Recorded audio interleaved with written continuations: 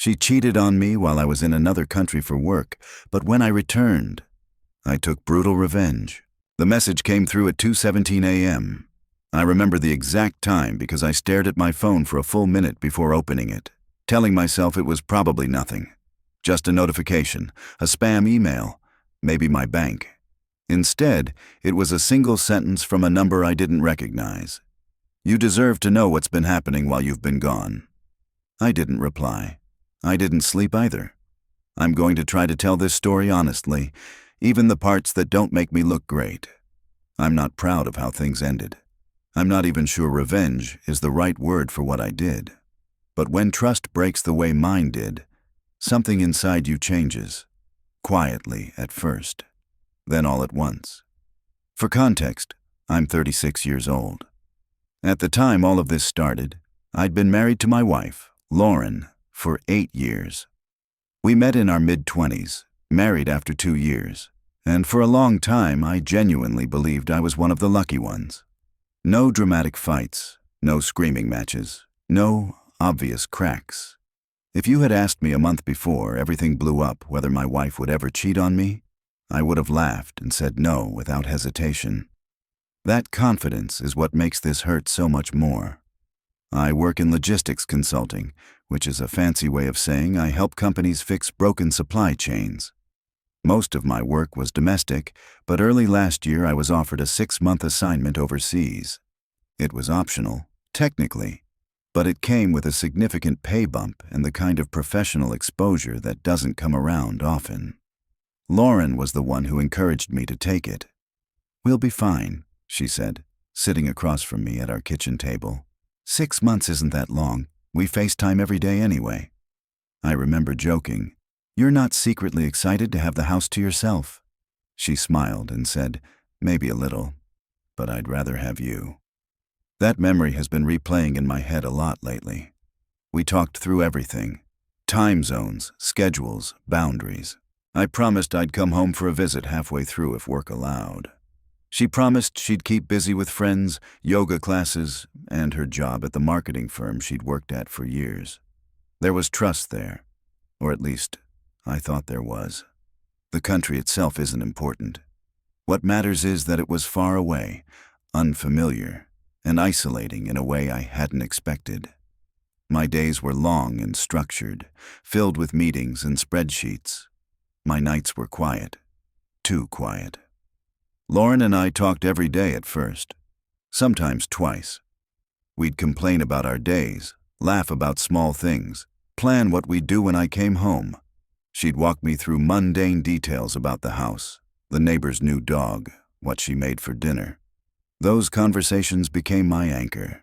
Then, slowly, they changed. It wasn't dramatic. No sudden arguments, no obvious tension, just subtle differences. She started missing calls. Then she'd text instead. Then the texts got shorter. At first, I told myself I was being paranoid. She had a life. I was the one who left. It wasn't fair to expect her to sit around waiting for me to be available. But patterns are hard to ignore when you have nothing else to focus on. She stopped asking about my day. She stopped sharing photos. When we FaceTimed, she'd angle the camera carefully, like she didn't want me to see too much of the room behind her. Once, I joked, "Are you hiding something back there?" She laughed, but it sounded forced. "You're imagining things." I accepted that explanation. I wanted to. The message I mentioned at the beginning came during my 4th month abroad. I had just finished a brutal week of work and collapsed into bed early. My phone buzzed on the nightstand, lighting up the dark room. "You deserve to know what's been happening while you've been gone." That was it. No name, no explanation. I stared at it, my heart pounding harder with every second. There are moments when your body knows something before your mind is willing to accept it. This was one of those moments. I typed back, "Who is this?" The reply came almost immediately. "Someone who didn't think you should be kept in the dark." I didn't ask more questions right away. I sat up in bed, trying to slow my breathing, reminding myself not to jump to conclusions. There were 1,000 harmless explanations. A prank, a wrong number, a misunderstanding. Still, I didn't sleep. The next morning, after pacing my apartment for an hour, I replied again. What do you think I should know? There was a pause this time, long enough that I almost convinced myself the conversation was over. Then my phone buzzed. Your wife hasn't been alone much since you left. That sentence felt like someone had dropped a weight onto my chest. I asked for clarification, proof, anything. The response was cautious, almost reluctant. I don't want to hurt you. I just couldn't keep pretending it wasn't happening. Then came a photo. It wasn't explicit. Nothing inappropriate on its own. Just Lauren at a bar I recognized from our neighborhood, sitting closer to a man I didn't recognize than I'd ever seen her sit with any of her friends. His hand was resting on the back of her chair. Familiar, comfortable, intimate. The timestamp was from 2 weeks earlier. A night she'd told me she was too tired to talk. I wish I could say I confronted her immediately, that I demanded answers and stood up for myself. I didn't. I closed the photo and sat there, staring at the wall, trying to rationalize it away. She had male friends, always had. A hand on a chair didn't mean anything. People could look close in photos without being close in reality. But that little voice in my head had woken up now, and it wasn't going back to sleep. I thanked the sender and asked if there was more. There was. Over the next few days, more information trickled in. Not all at once, not dramatically, just enough to piece together a story I didn't want to believe. A coworker she'd grown close to. After-work drinks that turned into late nights. My absence creating space they filled together. Nothing was stated outright.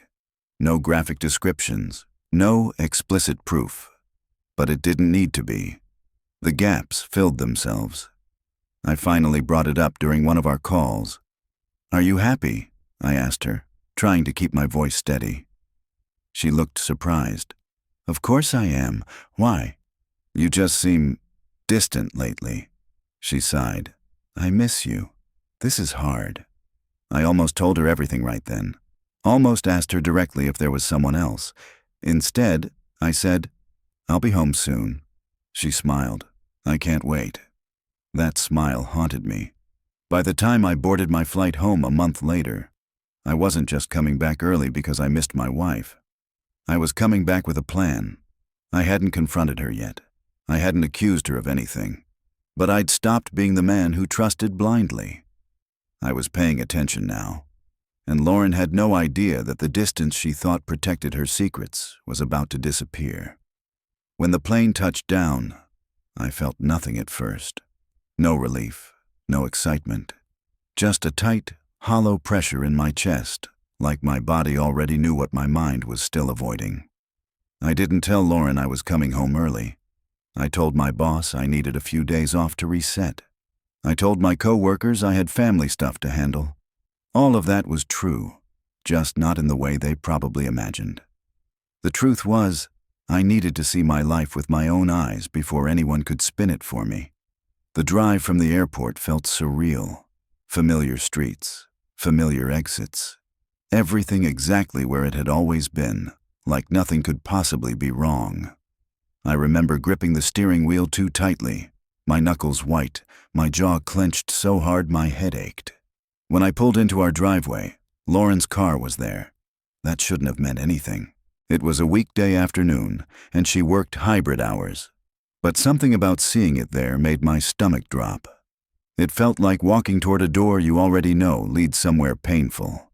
I didn't rush inside. I sat in the car for a full minute, listening to the engine idle, rehearsing what I might say. Or what I wouldn't say. I still hadn't decided. When I finally opened the front door, the house smelled different.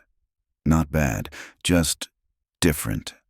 A new candle, a different detergent. Little changes that meant she'd been living her life without me in ways I hadn't been part of. Hello? I called out. There was a pause, then quick footsteps. Lauren appeared in the hallway, her face lighting up in surprise. Oh my God, she said. You're home. She rushed toward me and wrapped her arms around my neck. I hugged her back automatically, muscle memory taking over, but something felt off.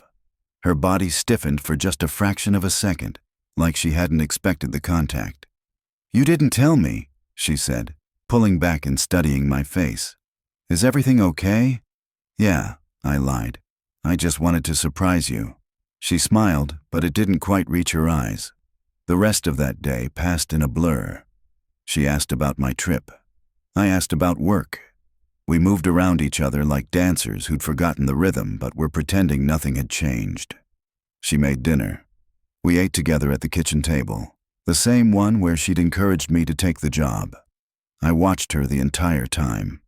Her phone stayed face down. She checked it often, but never in front of me. When it buzzed, she'd glance at the screen and slide it into her pocket without a word. That night, when we went to bed, she turned away from me almost immediately. "I'm just exhausted," she murmured when I shifted closer. I didn't push. Sleep didn't come easily. I lay there staring at the ceiling, listening to her breathing, wondering how long this version of my marriage had been happening without my knowledge.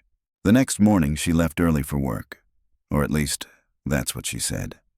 As soon as her car pulled out of the driveway, I sat up in bed, my heart pounding. I hated what I was about to do.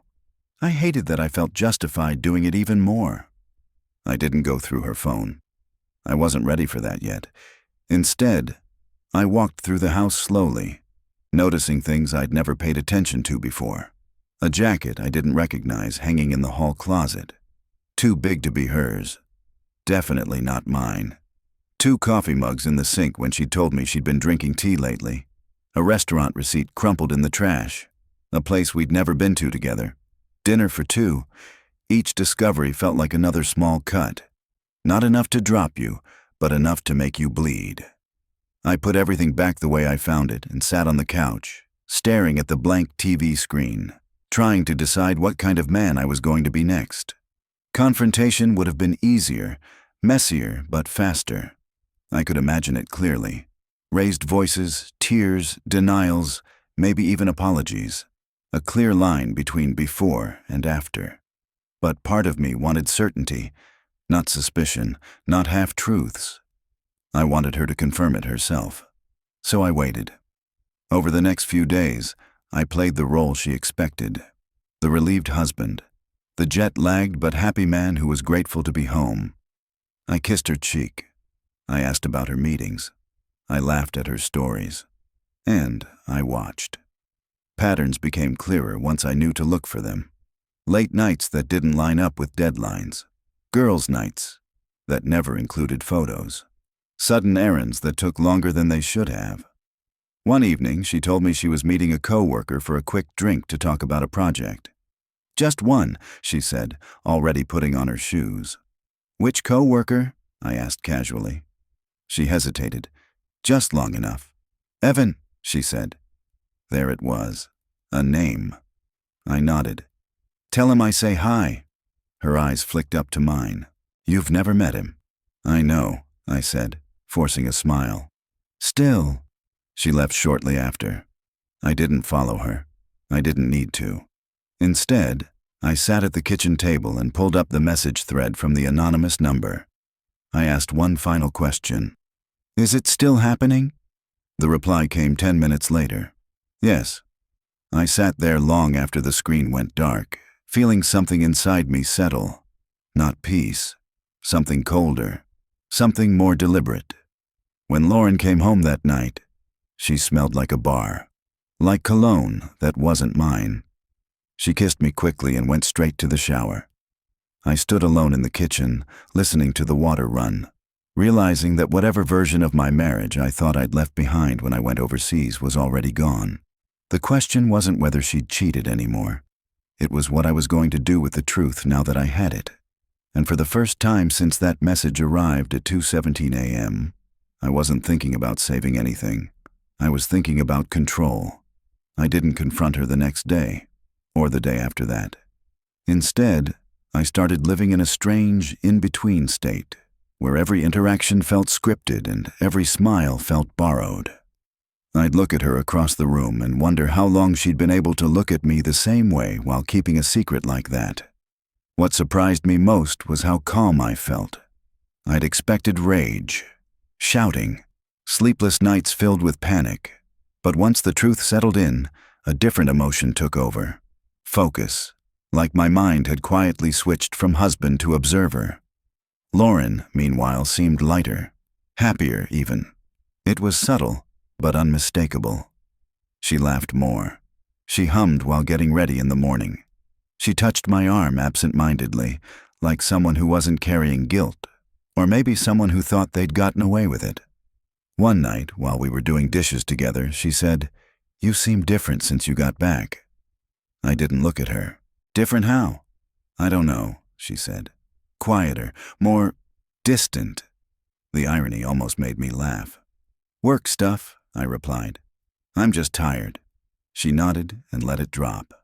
That was her way. She didn't dig when digging might uncover something she didn't want to face. A few days later, she told me she had a team dinner out of town, overnight. No plus ones. Normally, I would have questioned it, maybe even felt a twinge of jealousy. This time, I just said, "Okay, drive safe." She blinked, clearly caught off guard by how easily I agreed. "You're not mad?" she asked. "Why would I be?" She studied my face for a moment, like she was searching for something familiar and not quite finding it. Then she smiled and went back to packing.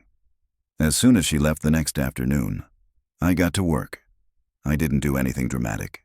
No smashed phones, no screenshots sent to family. I simply started collecting facts. I checked our shared credit card statements, hotel charges that didn't line up with work trips, dinners in neighborhoods she'd never had a reason to be in before, ride-share receipts at odd hours. I checked the cloud backup of our home security camera. Not the indoor ones, we never installed those, but the front door. There he was, Evan. I recognized him immediately from the photo I'd been sent. Same build, same posture, same casual familiarity as he walked up to my front door while I was halfway across the world. The timestamps told their own story. I watched clip after clip in silence. Him arriving in the evening, leaving early in the morning.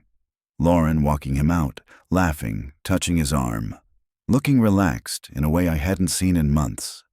By the time she returned from her team dinner, I knew everything I needed to know.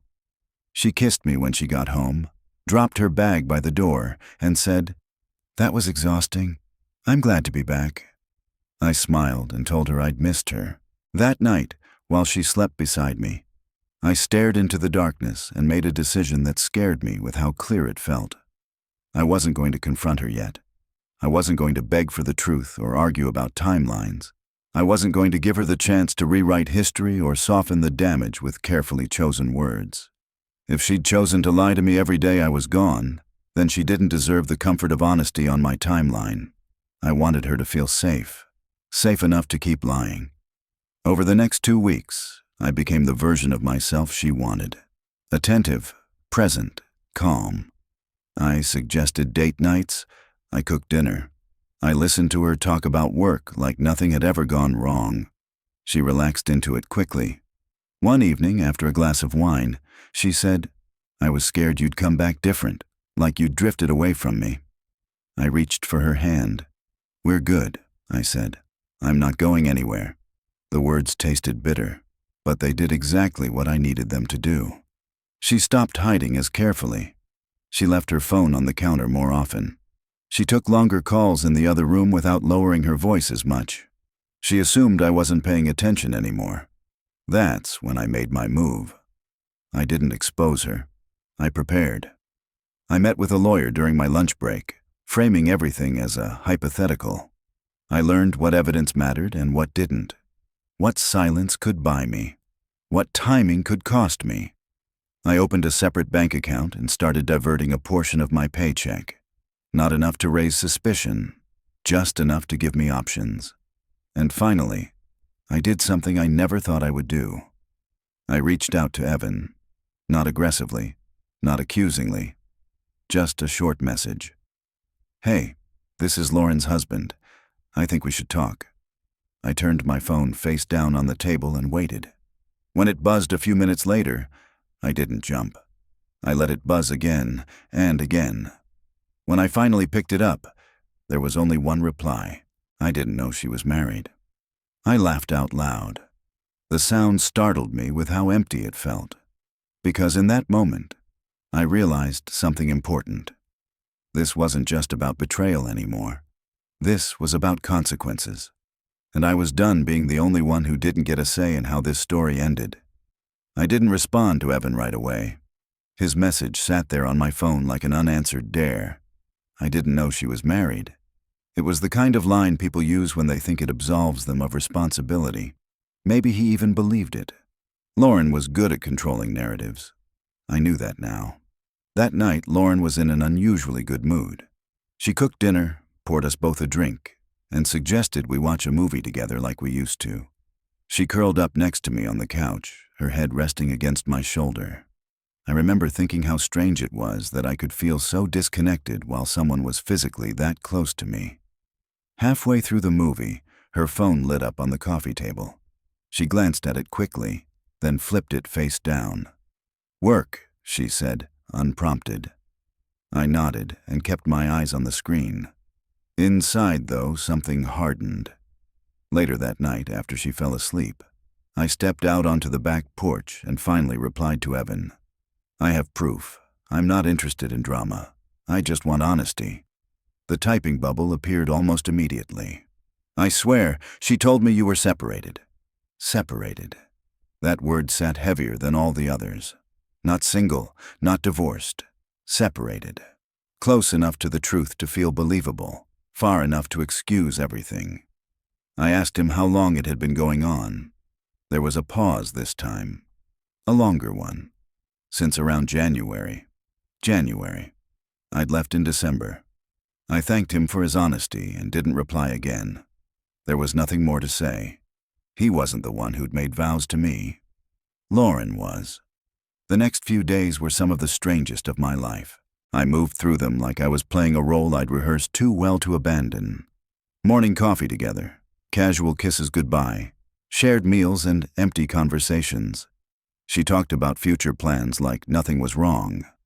"Maybe we should redo the guest room," she said one afternoon. "Or finally, take that trip to Oregon you always wanted." I smiled and agreed, mentally adding her words to a growing list of things she'd never get to have with me again. The lawyer I'd consulted called it strategic patience. He said emotions make people sloppy, but calm gives you leverage. I clung to that idea whenever I felt the urge to explode. The moment came sooner than I expected. One evening, Lauren came home late, later than usual. She looked flustered, her hair slightly out of place. Her movements rushed. "Everything okay?" I asked. "Yeah," she said too quickly. "Just traffic." She didn't look at me when she said it. I waited until she sat down, until she'd kicked off her shoes and exhaled like someone finally relaxing. Then I said, "How long were you planning to lie to me?" Her head snapped up. "What?" "I know about Evan," I continued calmly. "I know he's been here. I know about the hotels. I know how long it's been going on." For a second, she just stared at me, completely still, like her brain was scrambling to catch up with a reality she hadn't prepared for. Then her face crumpled. "It's not what you think," she said, the words tumbling out automatically. I almost laughed. "Please don't," I said quietly. "Just don't." She started crying. Not soft tears, loud, panicked sobs.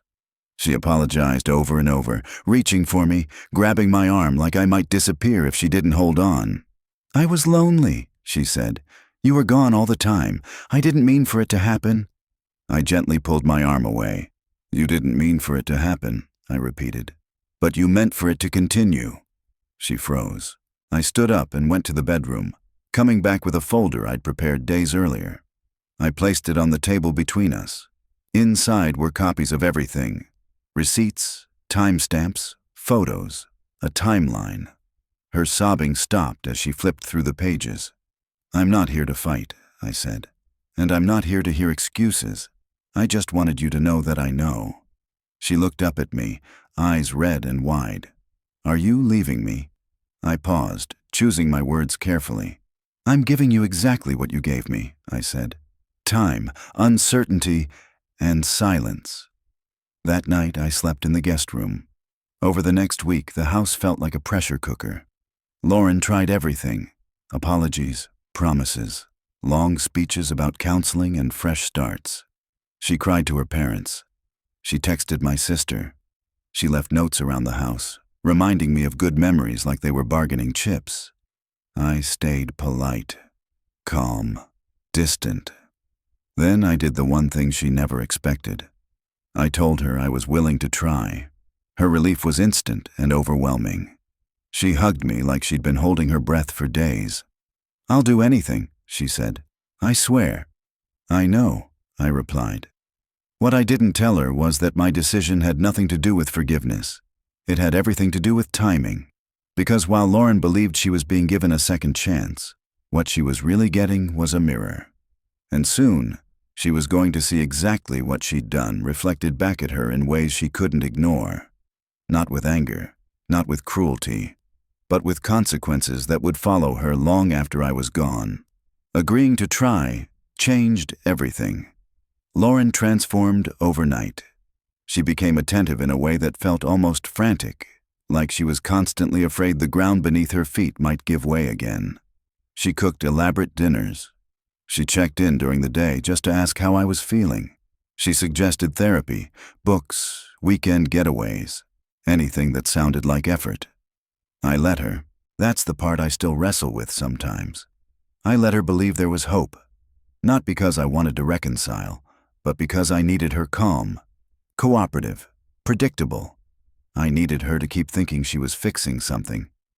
We started couples counseling within a week.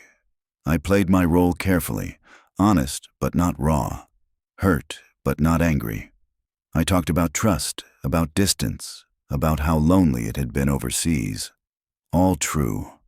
I just never talked about what I was planning. Lauren cried during almost every session. She told the therapist she hated herself for what she'd done. She said she was grateful I hadn't walked away immediately. She said she'd spend the rest of her life proving she deserved another chance. I nodded. I listened. I said things like, "I need time," and "I'm still processing." What I didn't say was that I was processing logistics, not emotions. At home, things were almost peaceful. Too peaceful. We moved carefully around each other, like two people trying not to knock over something fragile. She didn't see Evan anymore, or at least she made a point of telling me she didn't. She even showed me messages where she'd told him it was over. I believed her. It didn't matter. What mattered was that she trusted me again. That trust gave me access. One evening, a few weeks into our rebuilding, Lauren handed me her phone. "Can you check something for me?" she asked casually. "My hands are full." I took the phone, unlocked it without hesitation, and did exactly what she'd asked. She didn't flinch. That's when I knew she thought the danger had passed. Around the same time, I finalized things on my end. The separate account was fully funded. The paperwork was ready. I stopped thinking in terms of if and started thinking in terms of when. The final piece came together in a way I hadn't planned. Lauren's company hosted a networking event at a downtown hotel. She invited me as her +1, something she hadn't done in years. "I want people to see us," she said. "Us together." I agreed. The night of the event, she looked nervous but excited. She introduced me to her co-workers with a little too much enthusiasm, like she was trying to rewrite history in real time. And then I saw Evan. He froze the moment our eyes met. Lauren noticed immediately. Her hand tightened on my arm. That's Evan," she whispered. "From work." "I know," I said calmly. "We've spoken." Her face drained of color. I didn't confront him. I didn't embarrass her. I shook his hand, smiled politely, and exchanged a few words about the event like we were strangers. But I could feel Lauren shaking beside me. The drive home was silent. When we got inside, she finally broke. "You promised you weren't going to do anything," she said, panic rising in her voice. "You said we were moving forward." "We are," I replied.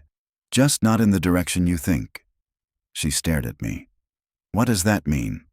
I went to my bag and took out the envelope I'd prepared weeks earlier. I placed it on the counter between us, the same way I'd done with the evidence folder. "This," I said, "is me moving forward." She opened it with trembling hands. "Divorce papers." Her breath caught. "You said you were willing to try." "I was," I said evenly. "And I did. I learned exactly what I needed to learn." She sank into a chair, tears spilling freely now. "You planned this," she whispered. "All of it." I didn't deny it. "I planned my exit," I said, "because you planned your betrayal." She tried to argue, to remind me of therapy, of progress, of promises, but none of it landed. I wasn't angry anymore. I wasn't even hurt in that moment. I was done. The next few weeks were a blur of logistics and fallout. Friends were shocked. Her parents were furious. With me. Some people told me I was cold, that I'd led her on, that I'd taken things too far. Maybe they were right. But here's what they didn't see. They didn't see the nights I spent alone overseas, staring at my phone, wondering when my marriage had slipped out of my hands. They didn't see the ease with which she lied, the way she let me believe I was still her partner while she built something else behind my back. I didn't ruin her life. I just refused to save it for her. By the time the divorce was finalized, Lauren looked like someone who'd aged years in months. We divided everything cleanly. No dramatic court battles, no screaming matches, just signatures. On the day we signed the final papers, she looked at me and asked quietly, "Did you ever forgive me?" I thought about it for a long moment. Then I said, "Forgiveness isn't the same thing as staying." And I walked out.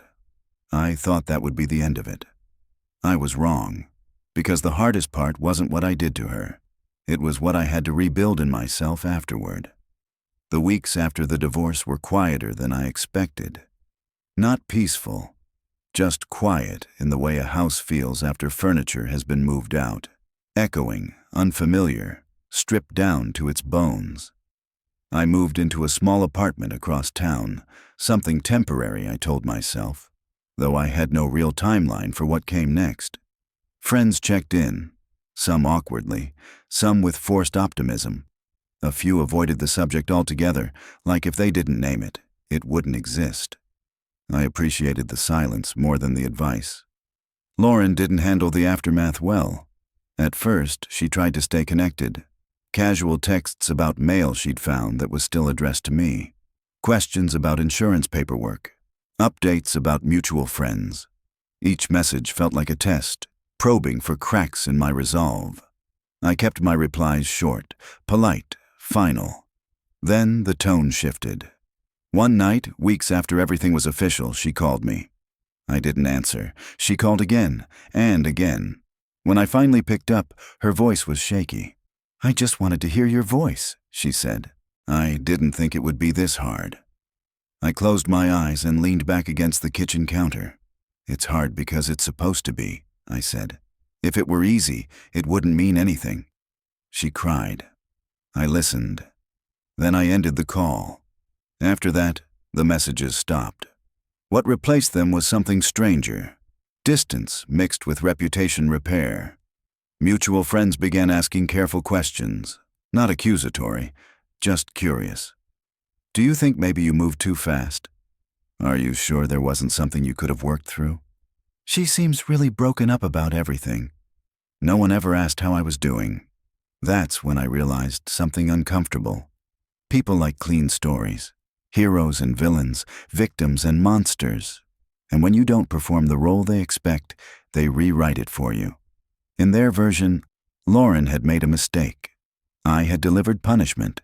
I didn't argue. Explaining yourself to people who don't want to understand is just another way of staying stuck. Instead, I focused on rebuilding my life in smaller, quieter ways. I went to the gym early in the mornings. I cooked for myself. I slept better than I had in months, even if the dreams sometimes dragged me backward. And slowly, the anger faded. Not all at once, not neatly, but it loosened its grip. One afternoon, while unpacking the last box from storage, I found an old photo album. Pictures from the early years of our marriage. Smiling vacations. Lazy Sundays. Moments that had once been real, even if they hadn't lasted. I sat on the floor flipping through them, waiting to feel something sharp. I didn't.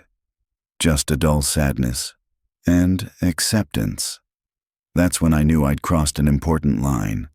Revenge had fueled me at first. Control, timing, the need to not be powerless in my own story, but none of that sustained me afterward. It couldn't. What sustained me was choosing not to let that chapter define the rest of my life. I heard through mutual acquaintances that Lauren had left her job, that she'd moved closer to her parents, that Evan hadn't stuck around once things became real. That part didn't surprise me. What did surprise me was how little satisfaction it brought. There was no moment of triumph, no sense of victory, just confirmation of something I already knew. Shortcuts rarely lead anywhere worth staying. Months passed, then more. One evening, sitting alone on my balcony as the city lights flickered on, I thought back to that first message at 2:17 a.m. The man I'd been then, confused, trusting, unprepared, felt like a stranger. I didn't regret standing up for myself, but I did acknowledge the cost. Doing what I did protected my dignity, but it also hardened parts of me I had to consciously soften again. It taught me how thin the line is between justice and bitterness, and how easily you can convince yourself you're doing the right thing when you're really just avoiding pain. If I could go back, would I do it differently? I don't know. What I do know is this: betrayal doesn't just end relationships. It forces you to decide who you're going to be afterward. And for the first time since everything fell apart, I felt ready to answer that question without looking over my shoulder. There was still one more thing left to face. Not Lauren, myself. The last thing I expected, after everything was over, was guilt. Not guilt about leaving, not guilt about ending the marriage. That part felt settled, firm in a way that didn't waver. What crept up on me instead was a quieter question that followed me into empty rooms and late nights. Had I become someone I didn't recognize? Revenge is a strange word. It sounds loud, dramatic, violent. What I did was none of those things on the surface. I didn't yell. I didn't expose her publicly. I didn't destroy her career or her relationships. But I did plan. I did withhold truth. I did let her believe in something I already knew was over. And pretending that didn't change me would be another lie layered on top of the rest. One evening, months later, I ran into Lauren by accident at a grocery store across town. I almost didn't recognize her at first. She'd cut her hair shorter, lost weight.